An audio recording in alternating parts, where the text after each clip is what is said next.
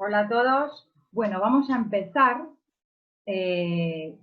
Hoy yo lo que quería era abrir a la comunidad y enseñar una serie de estrategias que podrían servir para que cada uno de alguna manera pueda autorregular sus emociones, y el objetivo de este seminario es que podamos resignificar un poco nuestra historia.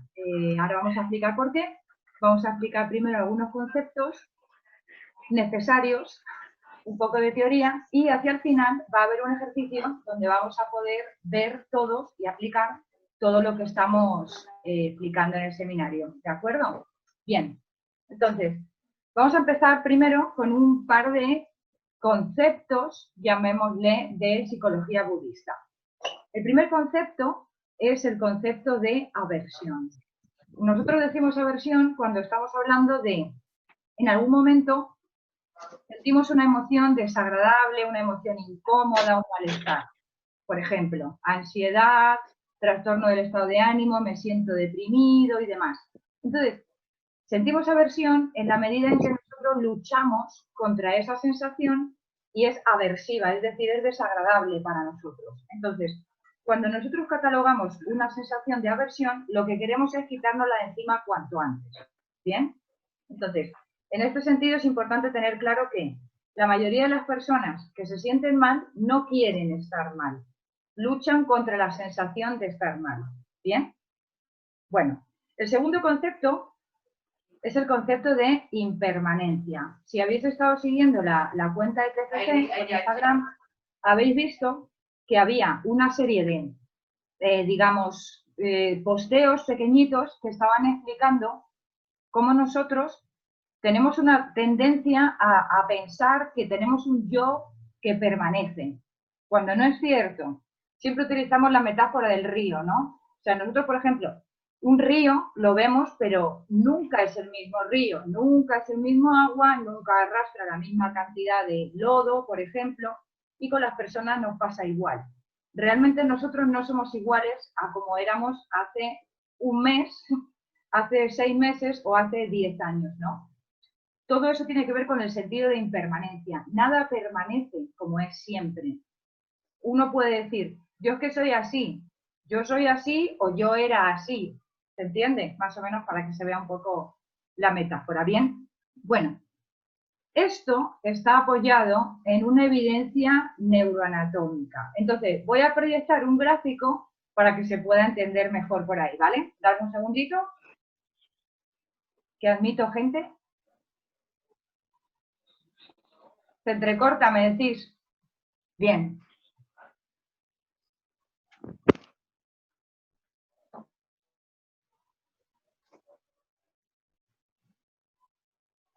Bueno, ¿vemos todos el gráfico? Bien. Quiero que prestemos atención a esta zona verde que está, es como si abriéramos el cerebro así, bueno, pues lo que está justo detrás. Eso se llama ínsula, porque es como una pequeña isla. Lo que quiero que veáis con esto tiene que ver con el hecho de que esa zona, que es la ínsula, es la que se encarga de lo que se llama la interocepción. Interocepción es cómo el cerebro sabe, por ejemplo, si estamos de pie o sentados, cómo recoge las sensaciones físicas y las transforma en una idea. Entonces, también digamos que toma todas las sensaciones viscerales que nosotros tenemos, hambre, sueño, sed, y también conceptos emocionales como, por ejemplo, la sensación de malestar difuso o la sensación de taquicardia cuando hay ansiedad, opresión en el pecho cuando estamos deprimidos, todo ese tipo de sensaciones. Intentamos ver que todo viene recogido y, digamos, codificado por esta zona que se llama la ínsula. Se la llama también el centro del yo, igual que la corteza ventromedial, que la veis aquí en azul arriba. ¿Bien? Bueno, ¿esto por qué nos importa a nosotros? Porque la interpretación que hacemos de nuestras sensaciones físicas es lo que nos hace al final darnos cuenta de cómo estamos. O por lo menos pensar que estamos así porque nos sentimos así. Esto es importante en este sentido. La evidencia ha comprobado que, por ejemplo, cuando funciona la activación normal, no patológica, las personas tenemos conciencia de nuestras sensaciones, de nuestro yo y demás, y cuando no funciona bien, como por ejemplo en pacientes que están desconectados, pacientes con esquizofrenia, por ejemplo, nos damos cuenta y se ha visto en la evidencia que no hay activación prácticamente en ese área, ¿entiendes? Entonces, es importante también que veamos el correlato neuroanatómico de todo esto. Percibimos sensaciones físicas de dentro, percibimos sensaciones internas respecto de cómo nos sentimos y también percibimos sensaciones externas, posición, si estamos de pie, como decía, o sentados, si estamos caminando, si estamos calmos o no. Ahora lo vamos a ver mejor. ¿Bien? Bueno, entonces, el área azul, arriba, es lo que nos da el sentido del yo. ¿Cómo hace esto? Comparando con cómo estamos respecto de los demás. ¿Bien? Nosotros somos capaces de entender las sensaciones que tenemos también porque las vemos en los demás. Vemos que si una persona tiene una úlcera de estómago, probablemente tendrá un gesto de malestar que interpretamos nosotros como no se siente bien, ¿cierto? Bien. Un segundo. Hay un sonido metálico. Ya. Voy a intentar detener la grabación. Un momentito. Y sí, pido que silenciéis los micrófonos. Gracias, Julieta. Vale. Bueno, continuamos. Entonces, ¿qué pasa aquí con todo esto?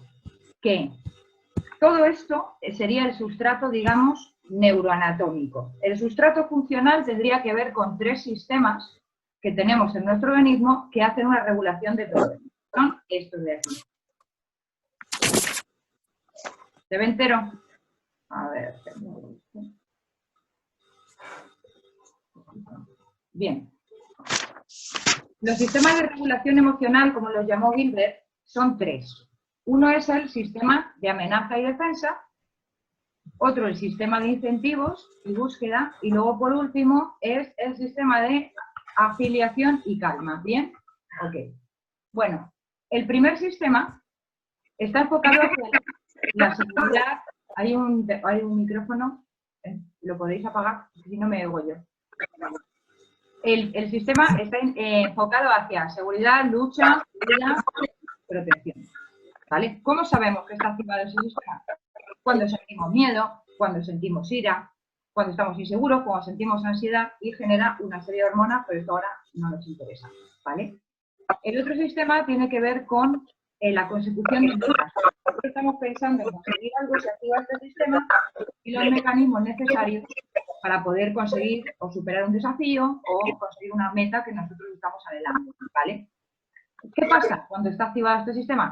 Pues sentimos energía, sentimos acción, sentimos motivación, estamos alerta, atentos y un tercer sistema estaría enfocado hacia el autocuidado, que es de lo que vamos a hablar después. Entonces, enfocado hacia el autocuidado significa... Sí. Hola, ¿tenéis los micrófonos encendidos?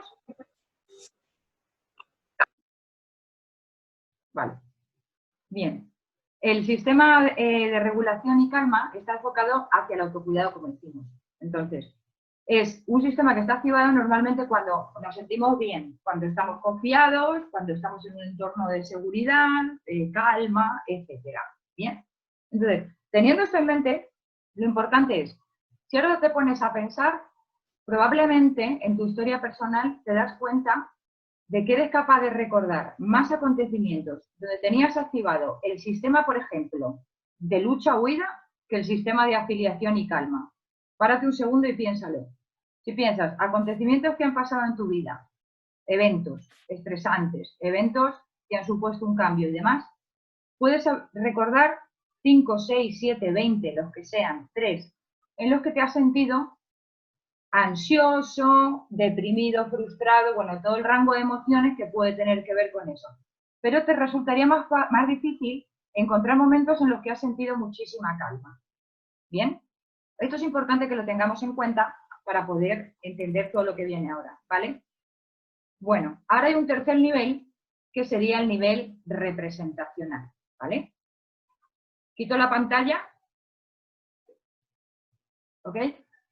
El sistema representacional tiene que ver. Sí, hay que silenciar porque si no se complica todo. Bueno, el sistema representacional tiene que ver con cómo nos representamos la realidad, obviamente, ¿no? Entonces, la mayoría de las personas tienden a tener la idea de que si se sienten tristes, tienen que manifestar conducta de tristeza. Y a veces no es así. A veces uno piensa, como estoy triste, tengo que mostrarme triste. Y puede ser que no sea así. Entonces, eso es una representación mental que nosotros nos hacemos. Cuando nosotros nos hacemos este tipo de representaciones, puede ser porque realmente esté pasando algo, porque hay un evento que nos está complicando la vida, te echan del trabajo. Es normal que te sientas mal. Pero si yo llevo años pensando que me van a echar de mi trabajo, estoy proyectando una idea que no es real. El problema es que mi cerebro está dándolo por bueno como si estuviera pasando. El cerebro es literal y no entiende entre lo que yo imagino y lo que realmente me pasa, entre mi respuesta. ¿Bien?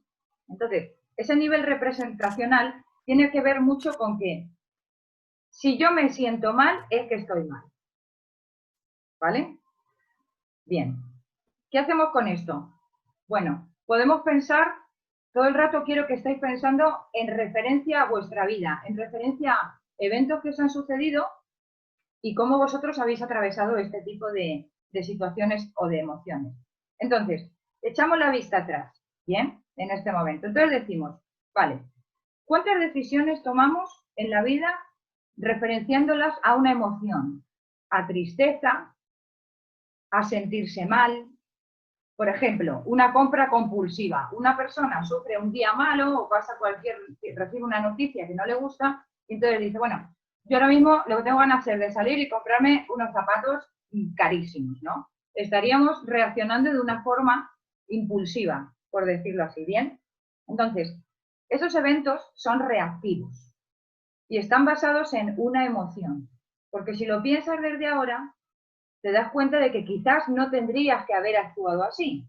Entonces, ahora es tarde para lamentarse. Se trata de aprender de la experiencia, como veremos en el ejercicio, para evitar que esto pueda llegar a suceder después. ¿Bien? Entonces, cuando nosotros reaccionamos ante un hecho que sí está pasando, es normal sentir emociones, es normal pararse un momento y pensar, a ver, ¿yo qué estoy sintiendo ahora? Y sobre todo, ¿qué estoy pensando para resolver? ¿Qué voy a hacer para resolver esto? ¿Me voy a meter en la cama, voy a llorar amargamente, me voy a ir a la calle y voy a gastar todo? ¿Voy a utilizar drogas, alcohol, comida, lo que sea? ¿Cómo voy yo a atravesar esto? ¿Bien? Entonces, si nosotros pensamos en las veces que pensamos que van a suceder cosas, nos quedamos anclados en la emoción. Entonces, sentimos que nosotros somos nuestro malestar, somos nuestra ansiedad, somos nuestro miedo, y esto en psicología se llama fusión cognitiva. Para atacar esto, existe lo que se llama la defusión cognitiva, que es básicamente darme cuenta de que yo no soy mi ansiedad. Estoy siendo atravesada por una ansiedad, pero yo no soy esa ansiedad que tengo en este momento. Volvemos al principio donde decíamos el concepto de impermanencia. Nada permanece eternamente, ni siquiera lo peor. La ansiedad es un estado que en algún momento se va a disipar. ¿Bien? Bueno, espero que quede claro esto y que no sea mucha chapa, pero lo que nos interesa a nosotros es, bueno, ¿y por qué pensamos así? ¿Por qué nosotros tendemos a pensar que escenarios catastróficos, cosas malas que van a llegar a suceder, etcétera? Bien, nosotros hacemos una evaluación, nuestro cerebro hace una evaluación simplista, en términos de categorías bastante polarizadas. Las cosas son buenas o malas. A un organismo no le da demasiado tiempo de decidir si algo es bueno o malo, en la medida en la que tampoco hay tiempo. Nosotros tenemos un residuo biológico, como un león, en el cual, si nosotros estamos viendo que vienen unos cazadores por ahí, no podemos pensar, bueno, pero quizás sean buenos. No, tendemos a pensar, probablemente sean malos. Entonces, se desencadenan estos mecanismos que hemos visto en el gráfico de lucha o huida, ¿vale? Los mecanismos del grupo azul. Entonces, ¿de qué depende que nosotros hagamos una evaluación más o menos exitosa de los acontecimientos que pasan. En general, depende de nuestra experiencia previa. Según nos haya ido, digamos, en la vida, según hayamos atravesado una serie de situaciones, podemos llegar a la conclusión de que si esto funcionó entonces, tiene que funcionar ahora. Y no siempre es así.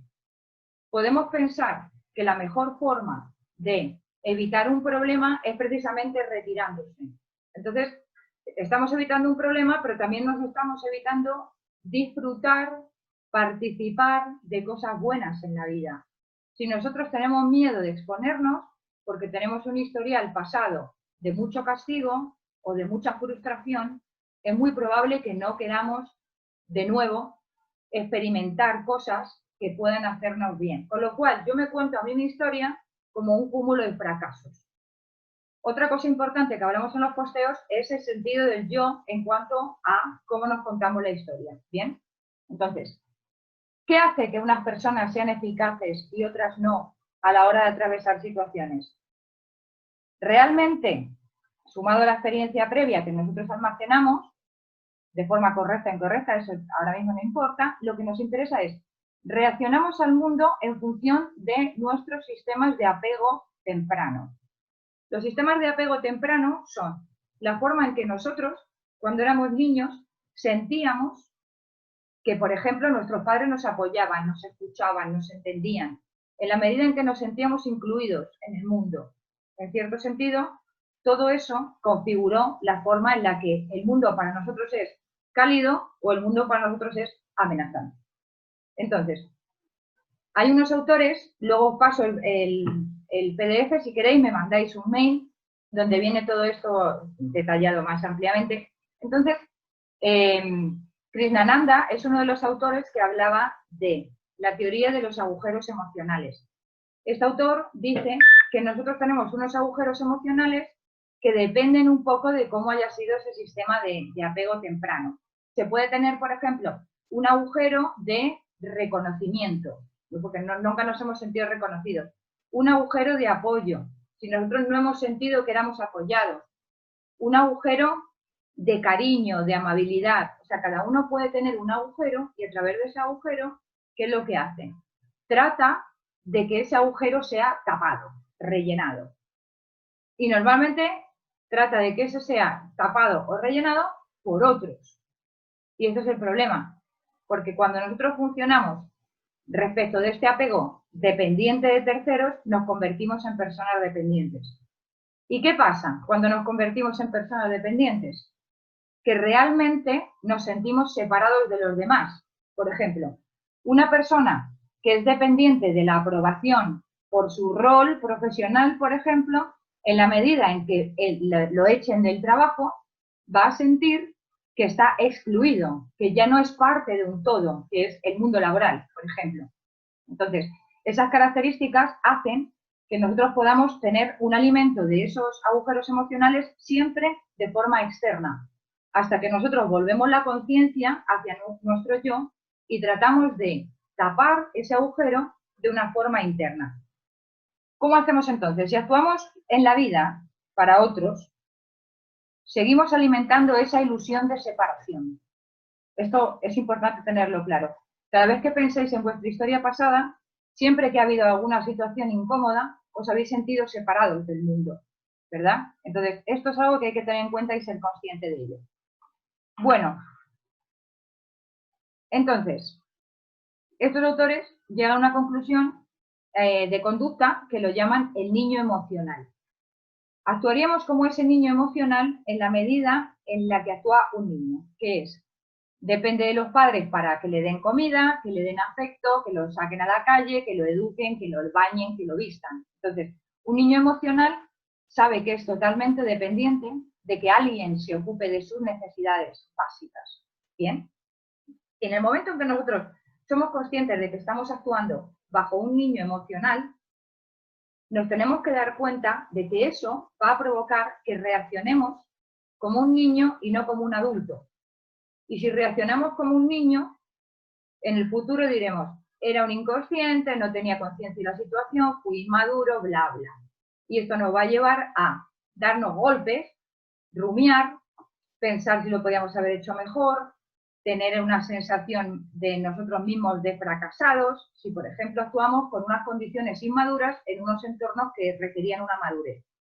Y tratamos entonces de cómo hacer para pasar de ese niño emocional a un adulto racional, por decirlo así, o un adulto, digamos, emocional. Entonces, cuando nosotros tenemos la falsa sensación de estar separados del resto, tenemos que darnos cuenta que estamos con niño emocional.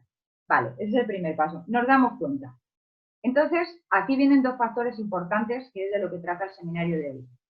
Ver la vida en función de la narrativa o ver la vida en función de la experiencia. Cuando actuamos en el modo de narrativa personal, tendemos a pensar que nuestra vida empieza en naces, mueres. Cuando en este margen uno tiene miles de interacciones con las personas y forma parte de un todo. Las cosas pasan en la medida en que nos relacionamos con terceros. Esa es la función narrativa que hace que yo diga, yo soy un fracaso porque he tenido 4 matrimonios y ninguno me ha salido bien. Entonces, así me cuento yo mi historia, así me presento ante el mundo, así me culpo, así me siento mal y me autocastigo. ¿Bien? El modo experiencial no tiene nada que ver con esto, es justamente lo contrario. El modo experiencial se trata de no ver la vida como nazco, muero, sino que yo soy generador, partícipe y también tengo que asimilar las consecuencias de mis decisiones y tomar mi experiencia como lo que es en el presente. El modo experiencial se refiere a cuando está sucediendo una situación, ahora, yo puedo pararme a pensar y decir, ¿cómo me siento? Insegura. Bien, se me va a activar el mecanismo de seguridad. Eso está bien, pero si el mecanismo de seguridad se activa respecto de cómo yo sentía seguridad en un apego de mi infancia inseguro, voy a esperar que alguien me lo resuelva. Es decir, no voy a ejecutar. Uno puede buscar también seguridad casándose con otro, emparejándose con una pareja que al final resulta tóxica, aceptando un trabajo donde te explotan, aceptando una relación tiránica con los hijos, con los padres, con los jefes, con los empleados. Este tipo de consecuencias tienen que ver con una reacción ante lo que nos pasa en función de emociones, mandatos aprendidos, como presión social, por ejemplo, y nuestra propia historia. ¿Bien? Entonces, si yo tengo una conciencia del presente, yo sé quién soy hoy. Entonces, como decimos, con el periódico de hoy todos somos muy listos y sabemos qué habría pasado y somos capaces de hacer pronósticos excelentes de si yo volviera a pasar por esto, habría actuado de otra forma. Y esto lo sabes ahora. Entonces, en aquel momento no lo sabías y tienes que tratar de perdonarte porque actuaste con los datos que tenías en aquel momento. No tenías otros, tenías esos. Y de esto se trata, de establecer 2 cualidades que Kristin Neff, que es la persona que más ha estudiado todo lo que tiene que ver con la autocompasión y mindfulness, llama factores de bondad y autocompasión, todo esto con componentes de aceptación, que es un poco el núcleo de cómo nosotros podemos resignificar nuestra historia para poder darle un sentido, sobre todo para que podamos sentirnos más amables con nosotros mismos, ¿no? Kristin Neff da una serie de ideas, lo voy a proyectar para que lo veamos.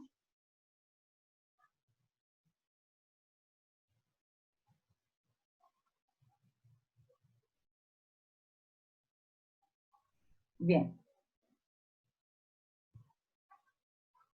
Los 6 componentes principales de la compasión, según Kristin, es desarrollar una motivación para cuidar el bienestar propio y el de los demás. Desarrollar la sensibilidad de uno mismo por su malestar propio también, no solo el bienestar propio y el malestar. O sea, es decir, reconocer que me está amenazando a mí y darme cuenta de que lo que me está amenazando, que a veces es mi propia ira, me está bloqueando la sensibilidad a lo que pasa. Entonces, al reconocer yo mi malestar, estoy diciendo, vale, sí, me siento mal, me siento complicada, o me siento absurda, o me siento como sea. Entonces, ¿realmente yo puedo actuar desde ese punto de vista? Probablemente no. ¿Bien? Otro de los puntos que ella indica es desarrollar la compasión. ¿Bien? ¿Eso qué quiere decir? Que nosotros cuando experimentamos compasión por terceros, entendemos cómo se sienten, vemos cómo se pueden abrir emocionalmente otros a nosotros, y esto significa que nosotros también debemos abrirnos a los demás, conmovernos por los sentimientos ajenos, conmovernos por los sentimientos propios, darse esa cualidad de autocompasión. Desarrollar también la capacidad de tolerar, aceptar el malestar y emociones negativas, es decir, el estar con esas emociones, ¿bien? Sin intentar evitarlas ni atenuarlas. Desarrollar empatía requiere más habilidad cognitiva y ponerse en la piel del otro. Esto también nos da la idea de, si nosotros empatizamos con el dolor ajeno y podemos tolerarlo, ¿por qué no podríamos tolerar el nuestro? Sobre todo, ¿por qué no lo hacemos? ¿Por qué experimentamos esa aversión a nuestro propio malestar? ¿Bien? Bueno, por último, esto, en la medida en que lo ejecutamos exitosamente, la autocompasión, el autocuidado, repercute de forma positiva en el sistema de calma, que estábamos hablando del gráfico. Cuando yo soy capaz de autocuidarme, cuando me doy cuenta que no hay amenaza, que estoy bien, yo en ese momento estoy autocompadeciéndome, que no significa que yo esté llorando así encima de la cama, no. Significa que me estoy autocuidando y que estoy experimentando una compasión por mis propios sentimientos. Bien. Ahora vamos a ver el ejercicio. Si queréis tomar notas,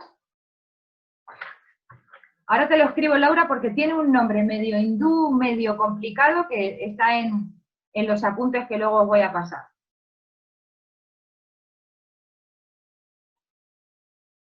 Bien, si queréis anotar, aquí tenemos un ejercicio.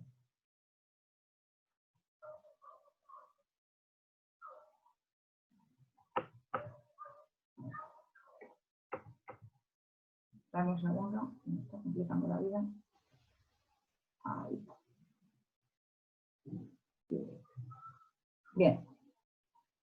Bueno, ¿a qué viene todo esto? A que si aceptamos el pasado, lo toleramos, nos compadecemos en esta forma mindfulness de poder atravesar las situaciones, vamos a poder tener una guía para el futuro. Entonces, el ejercicio os lo voy a pasar igual, si queréis me podéis enviar un mail y os lo mando, mejor, ahora os pongo el mail en el chat. El ejercicio trata de ver hitos importantes en tu vida, ¿no? Entonces, tú, por ejemplo, ahora sientes que con la experiencia y como decimos, con otro estado emocional, lo podrías haber atravesado de otra forma. Yo he puesto momentos o también puede ser años, depende, cada uno que elija lo que quiera. El momento en el que hubo un cambio fue el 99 o el 2004. Entonces, hay varias columnas. Por ejemplo, según el ejemplo que viene, en 1999 la decisión fue cambiar de ciudad.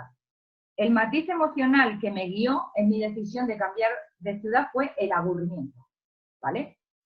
No vamos a entrar a juzgar si es una decisión válida o no, no emitimos juicios. Solamente que el matiz, tal cual fue, me estaba aburriendo soberanamente, necesitaba cambiar de ciudad. ¿El resultado cuál fue? El resultado realmente fue incómodo, me sentí mal, tuve aislamiento social y la verdad no fue como esperaba.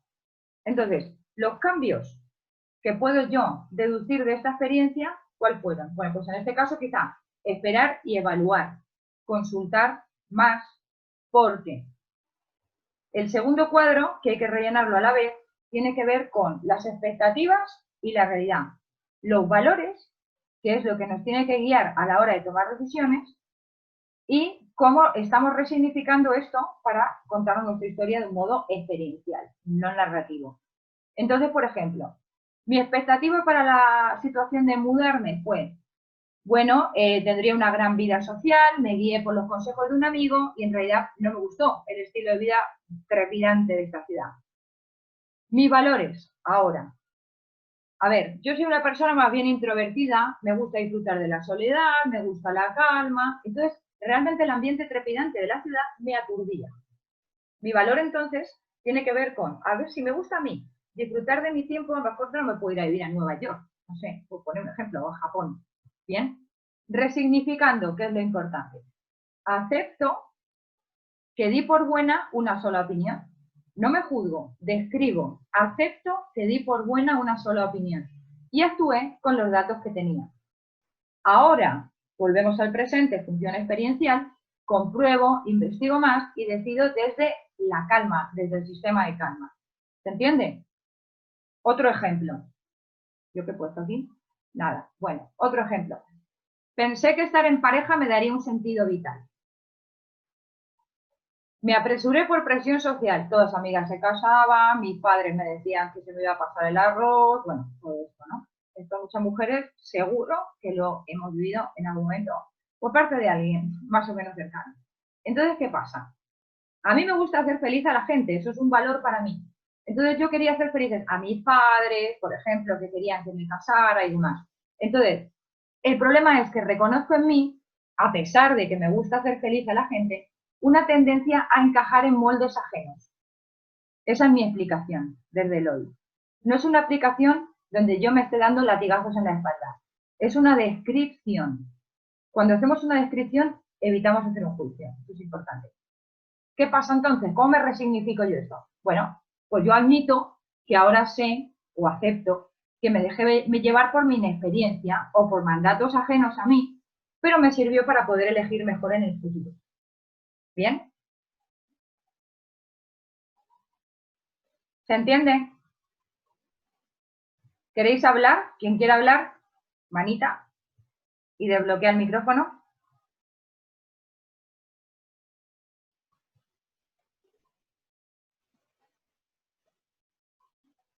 ¿Todo claro?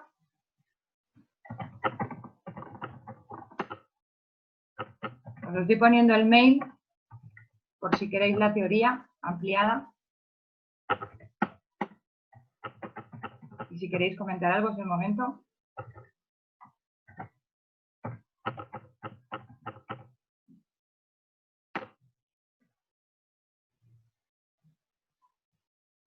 ¿Queda claro el ejercicio?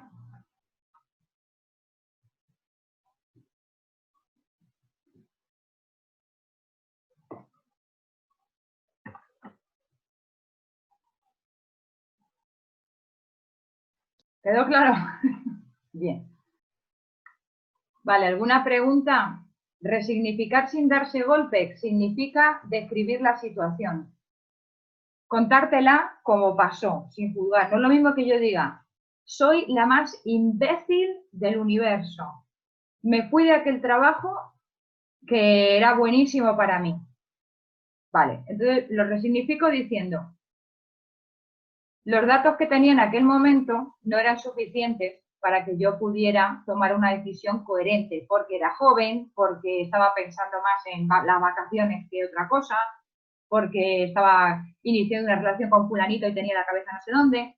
Bueno, eso significa que describo la situación, no que la juzgo. Todo lo que incluye, soy un imbécil, soy idiota, soy una fracasada, nunca elijo bien, yo soy así, yo he nacido ya así retarde.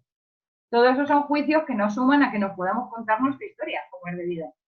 Si conoces a alguien nuevo, ¿qué le contarías de ti? Eso sería un buen ejercicio también.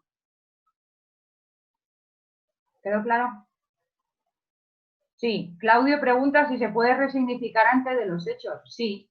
Si, por ejemplo, ahora tienes que tomar una decisión sobre si te quedas en este trabajo o no, porque tu jefe no te trata bien, porque no te gusta el ambiente de trabajo, que hay muchísima presión y demás, si uno de tus valores es vivir con comodidad y calma, a lo mejor ese trabajo no es lo que necesitas tú en este momento.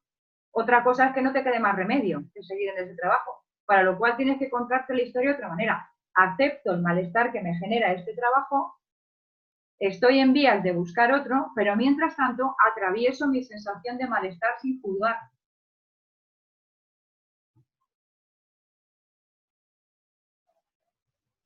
Bien, Luis comenta que es muy interesante porque nos ayuda que el significado de los hechos que vivimos tiene que ver con el contexto. Eso es una de las ideas que quería transmitir. El ciclo, el lugar en donde vivimos, con quién, etc. Gracias, Luis. Bien, queda un minuto. Se va a cortar esto.